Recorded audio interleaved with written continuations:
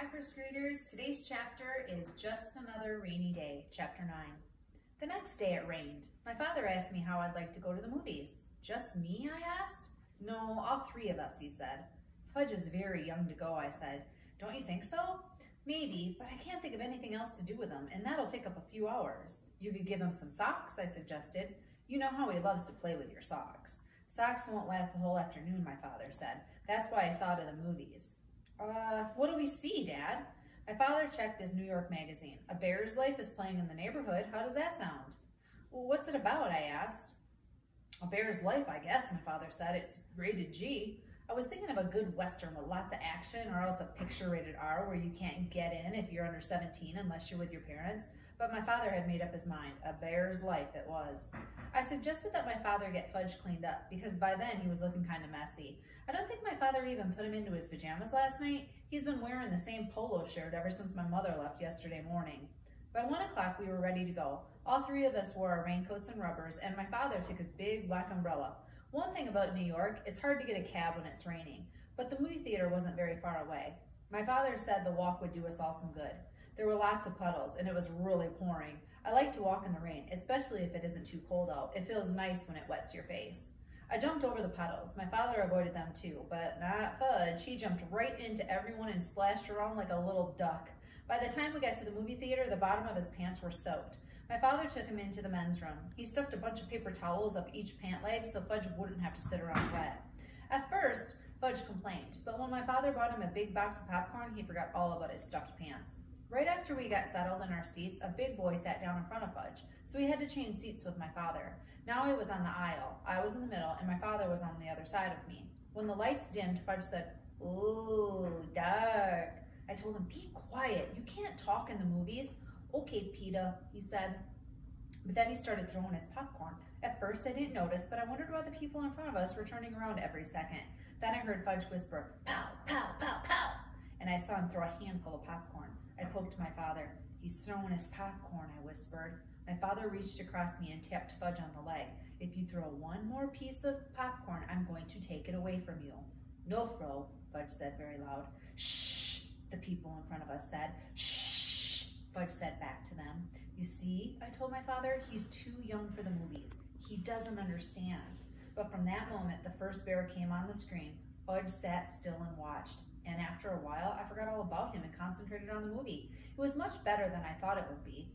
It showed all these bear cubs and how they live. I'm not sure when I realized Fudge was gone. I guess it was when I turned to ask him if he had any popcorn left. I had already finished mine and was still hungry. I was really surprised to see he wasn't there. I mean, 1 minute he was sitting right next to me, and the next minute he was gone. "Hey, Dad," I whispered to my father. "He's gone." "What?" my father asked. "Fudge isn't in his seat." My father looked over. "Where did he go?" "I don't know. I just noticed he was gone." "Let me out, Peter. I'll find him." "Should I come too?" I asked.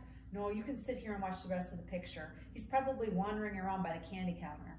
I stood up to let my father out. I wondered what my mother would think if she knew Fudge was lost in the movies. A few minutes later, the picture stopped right in the middle of a scene. The soundtrack trailed off like a broken record. All the lights came on. The audience let out a groan. Some kids yelled, "Boo, boo!" Then my father and 2 ushers and a man in a suit came over to me. "He was sitting right here," my father told them, pointing to the empty seat on the aisle. "Well," the man in the suit said, "we've checked the restrooms and the office. He's not behind the candy counter. We'll have to search the theater."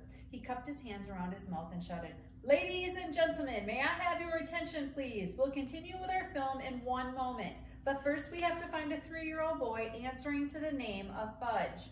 Some people laughed when the man said his name. I guess Fudge does kind of sound funny if you're not used to it. I thought, maybe he's been kidnapped. Would my mother be mad? That crazy kid, you can't even take him to the movies. Then I thought, who'd want to kidnap him anyway?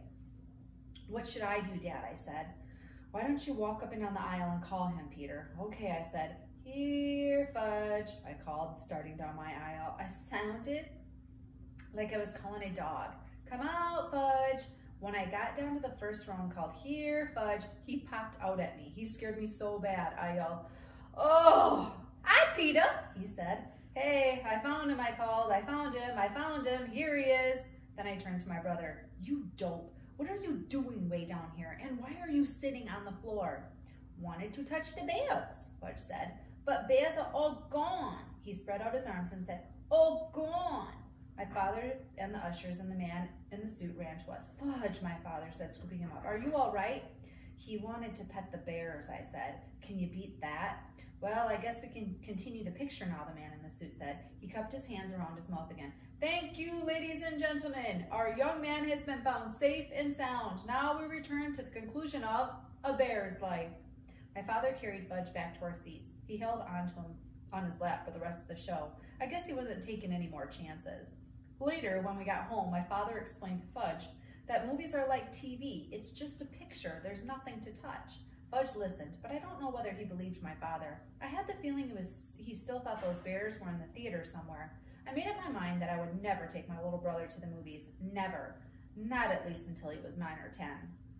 My father said he was going to cook us something special for dinner to celebrate finding Fudge in the movies. I thought that was really strange because as far as I know, my father can't cook anything. He doesn't even know where my mother keeps the peanut butter, the dishes, or the pots and pans. Lucky for him, I was there to show him. What are you going to cook, Dad? A super duper omelet, he said. Omelet? I'm not sure me and Fudge like omelets. Oh, you'll like this one, my father said, humming as he gathered the ingredients together. Give me a big frying pan, Peter. Okay, I said. I gave it to him. He melted some butter in it. What's going in this super duper omelet? I asked while Fudge sat on the floor banging 2 pot covers together. Well, the eggs, of course, my father said. Omelets are made of eggs. And what else? I asked. Oh, I think I'll make a mushroom omelet. Eggs and mushrooms, I said. Yes, you'll love it. I'm not so sure. You'll see, Peter, my father said. I set up the table while my father cooked. I even put Fudge in his booster chair. When the omelet was done, my father brought it to us. He was still humming. That's some big omelet, I said when I saw it. It filled up the whole frying pan. How many eggs did you use? About a dozen, my father said. Mom only cooks 1 at a time, I told him. When you taste this, you'll know why I used them all up. You mean it's that good, I asked. Oh, go on, my father said as he served it to me. Taste it. I took a bite. It was awful. The worst thing I ever ate in my life, but my father was standing there grinning at me. I didn't want to hurt his feelings. Well, he said. It's nice, I told him, swallowing a chunk whole. I washed it down with a glass of milk. You see, your mother ought to experiment more. Then you learn to eat a lot of different things. I don't think Mom ever made a mushroom omelet, I said. My father put some on Fudge's plate. Then he served himself. Fudge shoved a lot into his mouth at once. I waited, figuring he'd choke on it. Instead, he said, oh, good. My father beamed. Fudge wasn't smart enough to fool my father, so he must have really liked it. But a kid that can eat flowers and swallow teeth wouldn't know much about omelets anyway. Then my father sat down and tasted his super duper concoction. He not only choked on it, he spit it out. Oh no, this is awful. Something went wrong. Maybe the eggs are rotten. Mom just bought them on Thursday, I said. Maybe it's the mushrooms then, my father said. Maybe it's how you cooked it, I suggested. My father jumped up from the table and threw the mushroom omelet into the garbage. Fudge started to cry, Mama, Mama! No, my father told him. It wasn't any good. Fudge screamed, Eat it or will it! Eat it or will it! He flung his spoon across the room. It hit my mother's favorite plant. The dirt spilled all over the kitchen floor. Now you stop that, my father yelled at Fudge. I'm going to make us nice peanut butter sandwiches. Then you're going to have a bath. Your mommy's coming home tomorrow, and we're going to show her how well Daddy managed all by himself. Peter, where does your mother hide the peanut butter? After supper, my father bathed Fudge. The only thing he decided not to do were the dishes. He stacked them in the sink and left them for my mother. On Sunday afternoon, we drove out to the airport to meet my mother's plane. On the way there, my father said, wouldn't it be fun if we kept all the things we did over the weekend a secret, just between the 3 of us?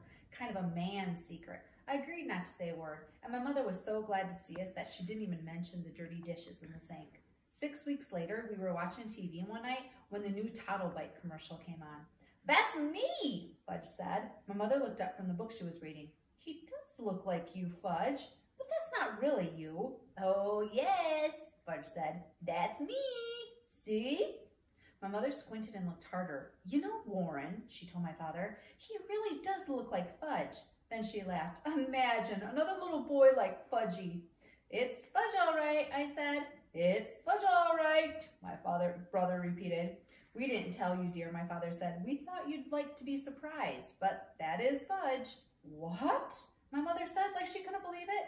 You see, Mom, I began, remember that weekend you went to visit Aunt Linda? Then I stopped and thought about all the things my mother didn't know, like the puddles Fudge splashed in and the paper towels up his pants, and how he wanted to touch the bears and the mushroom omelet and Mr. Vincent and his big cigar and Janet and her goldfish crackers.